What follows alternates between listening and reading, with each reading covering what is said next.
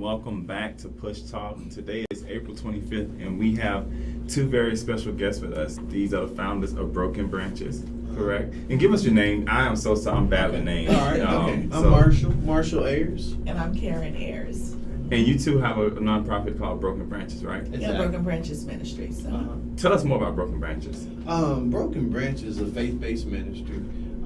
We deal with the spiritual side of the aspect, and we also deal with something we call biopsycho social model theory, meaning that we address biological factors, psychological factors, and social environmental factors, which is has a lot to do with a person's identity on the clinical part side of it, versus also with the spirituality, because it's a double-edged sword. You know, so you're getting clinically counseling, also with spiritual counseling, pastoral counseling, and my wife here is a licensed therapist, and so you can go a little bit more in depth with it if you want to. Yeah, we're excited about broken people. You know, we're broken in all areas of our lives, mentally, spiritually, financially. So Broken Branches is a place where we can come and heal the broken-hearted using the Word of God. And if I can just piggyback on that, is like Karen said, is in some part of our life that we're broken, some stage. It might be as a toddler, it might be as a teenager, you know, it might be going into adult age. You know, we deal with divorce, you know, we deal with lack of job opportunities. If we're teenagers, our identity, we take on identity crisis, you know. Karen lost a mother when she was at an early age, so that was trauma. You know, she was broken as a 6 or 7 year old toddler. You know, I shouldn't say toddler, but you know, as a child. So we're all broken in some stage of our life, and so what our goal and what our purpose is in life is restoration. It's about restoring people. First of all, let them know that they are broken, because you know we kind of go through the process and don't realize there is an area that we can be healed from, and then what shows up is that they end up being incarcerated and all these effects of it, and so we try to break it down from the root, deal with it there so that it can go and be productive and end the cycle. So one of the things that's important is that I know we had a discussion last week on this podcast about mental health and just the importance and even the role it plays in the criminal justice system. So before we started the show, we was talking about how most sheriffs, if you ask them, like, what's the biggest problem in their jails, they would say that they're dealing with more mental health cases than they're designed to do. I know a county that recently just implemented and money, or set aside money to actually to put into the jail mental health services, right? Yeah. How important is mental health, definitely when it comes to people who are offenders or ex-offenders? Like, how much are we seeing like that mental health plays a part in people committing crimes? Well, Sean, you know, 65% of men who go to jail is drug related, and we all know that if it's drug related, going to basically a substance use disorder or alcohol use disorder, if you've ever experienced that, then you're going to have a mental health disorder. It's a co-occurring disorder. And Karen, you can go a little bit more in depth with that, but we have 65% of men that are in jail is drug related, and so the root of the problem is that we don't necessarily, it's a stigma put on it that we necessarily don't admit that we have a mental health disorder. And so, go ahead. But you know, the question that you asked was about the services being provided inside the prison. And see, when we're talking about mental health and therapy, we talk about safety. Right. And feeling safe psychologically and emotionally to have conversations that's going to be healing. And so it's like we're coming into the jail where they're already not safe, and they're not going to feel safe or comfortable or vulnerable having those conversations. So I think personally, I think a better way is the segueing them outside of the transition from being incarcerated into society again. That's where it's going to be most effective, because it's like, how can I be vulnerable and express myself in an environment that I'm not safe?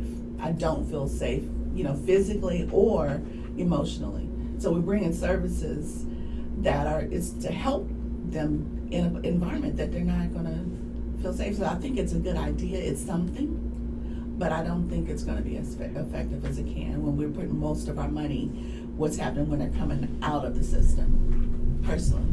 That's my take on it.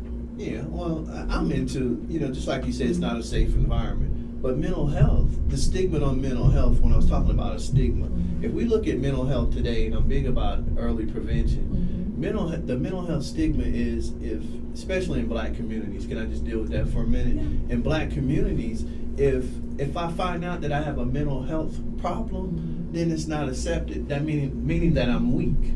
If I accept it, if I have a private stigma put on it, then it's saying that, okay, so I'm finding myself saying that I have a mental health problem, but then I'm myself admitting that I'm a weak self. And some of the things that we hear, especially in the black communities, is that, I don't have a mental health disorder, I can handle it on my own, or my ancestors have been through a lot more than what I have, or let's just keep it in the house. This is a private matter, so we don't talk about it. We sweep it under the rug. And I think that's very important, because we don't even recognize or rectify, I can say rectify, but we don't even recognize or identify that we have a mental health disorder. And going in, I'll give you an example. What is a mental health disorder? Karen, can you just speak on that a little bit? Well, it could be any kind of emotional. See, that's the thing.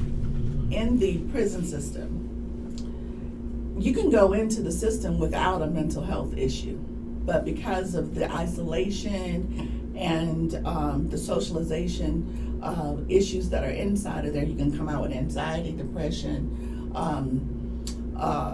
A lot of people, if you went in with a disorder, like say you went in with anxiety, a lot of them are coming out with schizophrenia.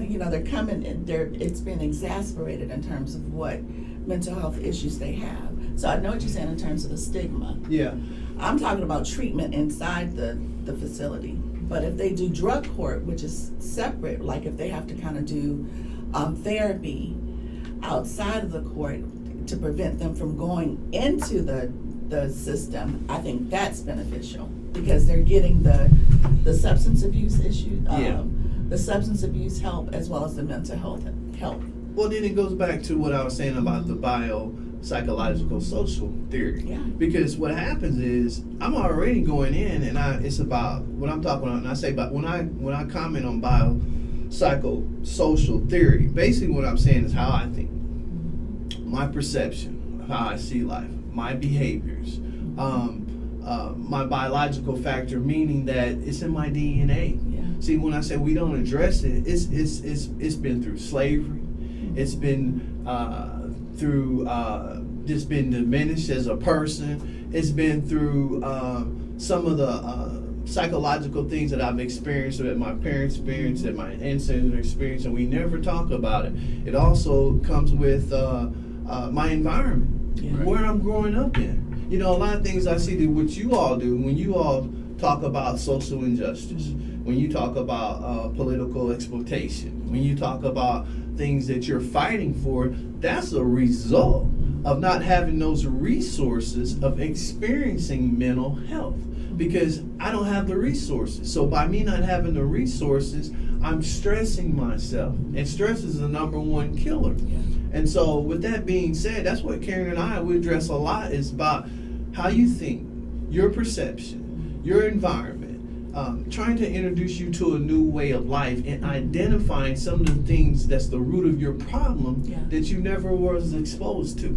So one of the things that I'm really adamant about is that I do believe in the two-step process. I believe that we have to have, 3 steps.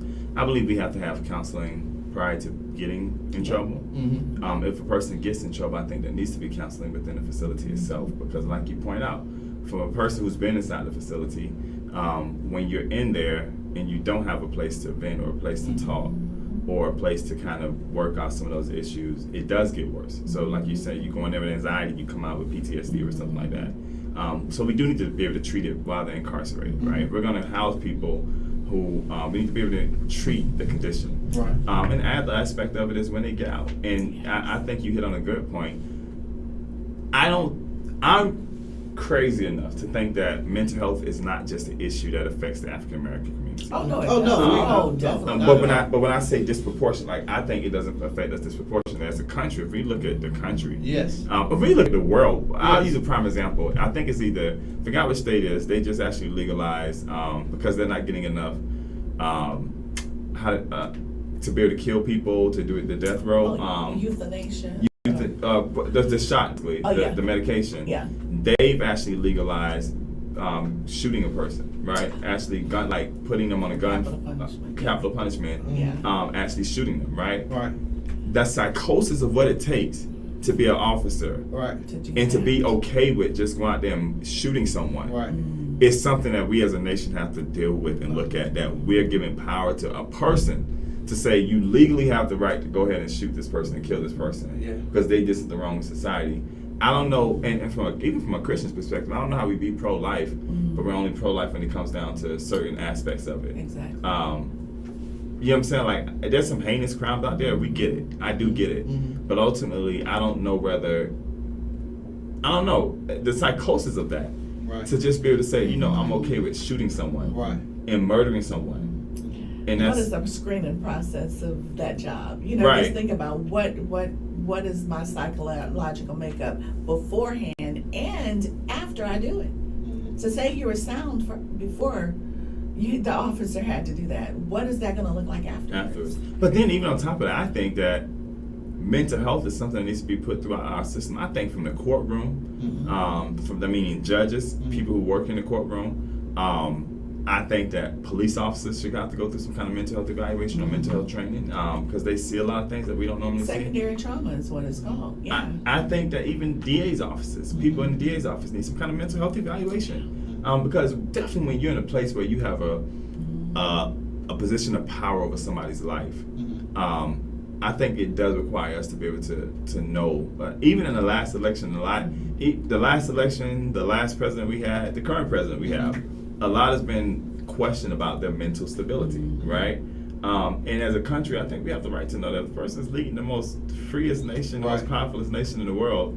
Why do we not, if their memory's not holding up, right? Sean, that is so I crucial. think I'm big on education, and just like we have history classes, I think mental health should be a class that's, when I say early prevention, that we go through just in starting in school, in Learning how to secondary be balanced. education, because it's about a balanced life.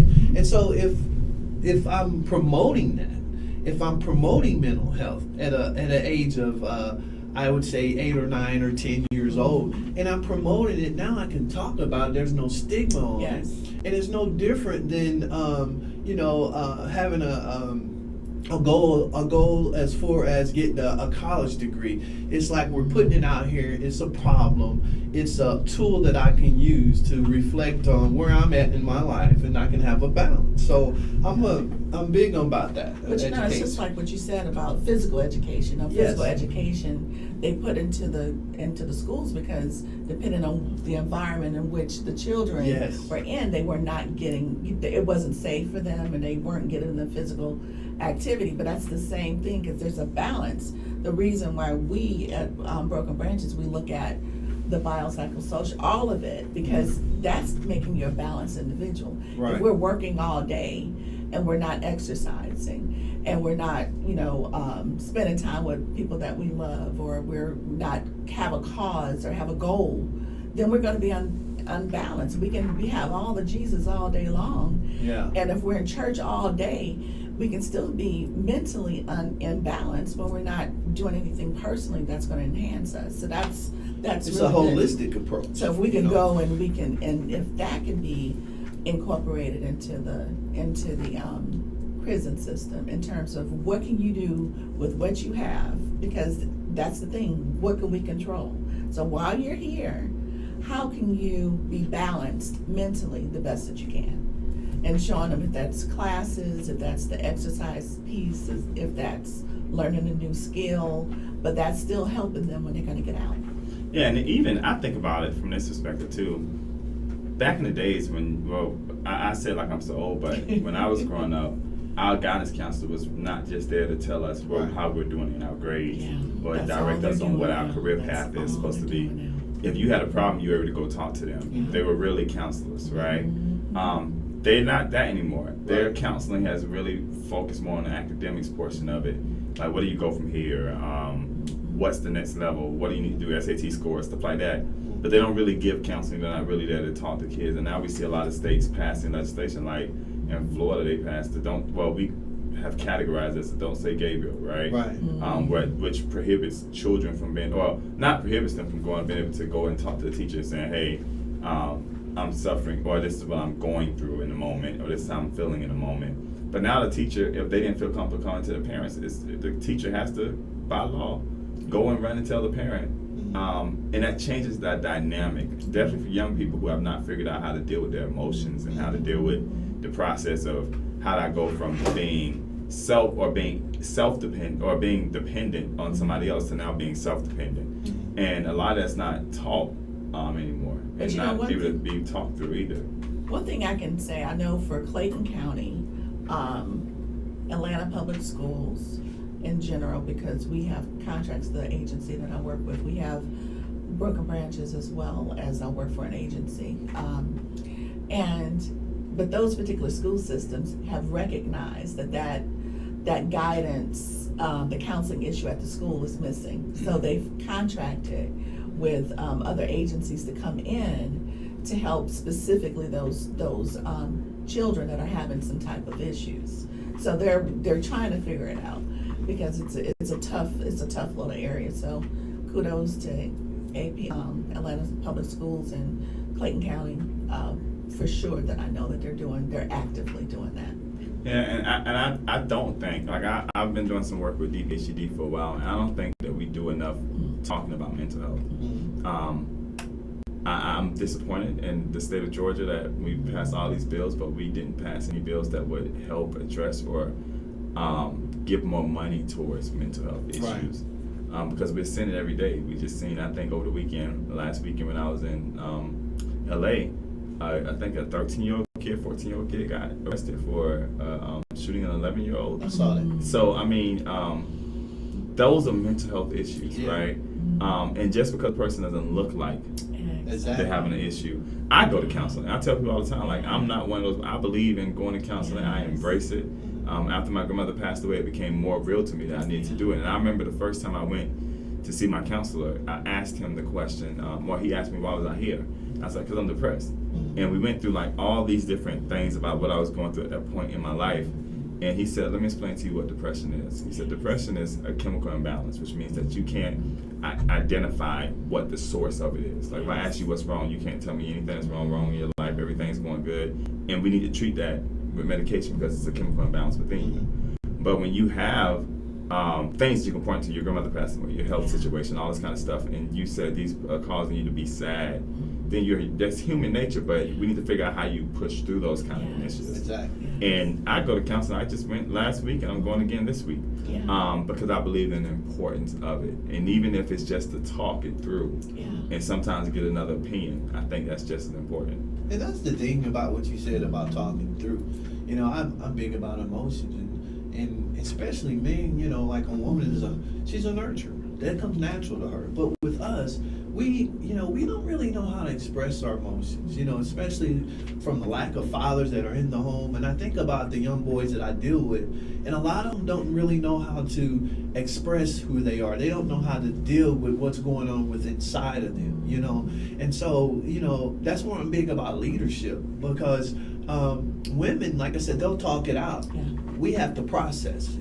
And just like you were saying, you were trying to process your depression, I'm so big about counseling. Like a lot of people as a Christian, they'll say like, oh, God can deliver you. He can deliver you, but he also gives you other tools through counseling, through wisdom, through understanding that, like Karen was saying, it's a balance, And so we have to reach in those, we have to develop more tools and put in our belt so that we can have a balanced life. It's just not all about deliverance, God gives you wisdom to put other people in your life to help you live a successful Christian life. So I'm really big about, especially with young men, dealing with their emotions. And I find that a lot of times when young men don't know how to deal with their emotions, they're depressed. They take on other people's identity. They pick up a bottle. They pick up a joint. Yeah. They pick up a cocaine. And then this just pushes them into even more emotions that they don't know how to deal with. And the next thing you know, you find yourself in a prison. You know, when the root of your problem was something that you needed to deal with when you were 6 or 7 years old. So, You know, I call it like an iceberg when I'm explaining emotions to people, because on the surface of the iceberg we see anger. So we see the shooting, you know, there's something going on, but underneath it's shame, it's guilt, it's sadness, it could be hunger, it could be grief, it can be loneliness that's on that's stirring underneath. But until we're able to have those conversations and say, when have you felt this way, and we're then they can kind of connect. Oh, you know what, I lost my grandmother, because we can have compounded losses, compounded issues going on, and then we can't single out one to see what its effect was on us. So being able to have those conversations in jail, now in jail, that's a great place, I think, to get an understanding of how you got here. Right. You know, Right. let me And what talk you to need to do this. in order to make sure. Yeah, how did I get here in a safe environment, though? So that's confidentiality type of stuff, having the system going on where they really don't, everybody in the population don't know that that's what you're doing. Yeah. You know what I mean? And I hate that we have to cut our conversation Yeah. short, because I think that it's just so much more Yeah. in depth than this, right? Right. Yeah. And I will hope that, as you guys know, we're hoping to do some work with you guys in the future. But we need to continue to have this dialogue about mental health, and I would love to have you guys back again to talk more about some of the things that we can do as a community to kind of do better when it comes to those kind of things. Because there's some things that we can bring back to the community, and we can do better as a community. But if people want to know more information about your organization, where could they find out more information about you guys? well, we're at brokenbranches.biz. Also, we're on Facebook, we're on YouTube, we're on Instagram. All Broken Anything Branches else? Ministries. Yeah. Pretty much it. Yeah. So we'll make sure we put that in. Well, I don't know what's that, but we'll make sure that we put that into the website, and we'll put it on when we post this in the caption of our Facebook. When we post it, so people know your website. So it's brokenbranches.biz. It is. Okay. And thank you guys so much. Thank Both you for having us. for having Pastor and Pastor Mayor. Yeah, thank you for having us, man. So I mean, both of you are pastors, right? I am. He's a pastor. I do a lot of things. So, pastor, minister, teacher, Yeah. just a servant. I'm just Yeah, a that's servant. the title. That's of our it. title. Yeah, I love it. I love it because we've had a discussion Yeah. about the word servant. So Yeah. I'm very much in tune with that. I thank you guys for coming on today. Thanks for We are having super us. excited. We have so many different events getting ready to happen. Don't forget to join us on May 23rd. Ali, help me out. May 21st, we'll be in Augusta for our fourth One Accord Conference, and we'll be June 11th. 25th. June, see, it's good to have somebody else in the room. Yeah. June 25th, we'll be down in Macon for our fifth One Accord Conference, and on July 16th, we'll be bringing it home to the Omni for our first inaugural gala. We're calling the Night of Service, where we'll be honoring different people who are doing social injustice and voting rights work within our community. So join us. We have a few clips to show you, but thank you guys for your time today, and Thank we you so appreciate much. it. Thank you for having us. I saw that there was a conference going on called One Accord. I'm up to my ears in work right now. I'm working 16-hour days. But I had to be here, and I said, this is on message. This is right now. One Accord is what we need. Now, the nation has lost its mind when somebody was holding the public office, and he divided the nation. So it is imperative that every single time we can, we got to show up and say this and do this. One Accord is not an S on your chest mission, it's an us on our chest mission. This sets the tone for us going forward. This is just right on time, Calvin. This is important stuff, and I'm glad about it.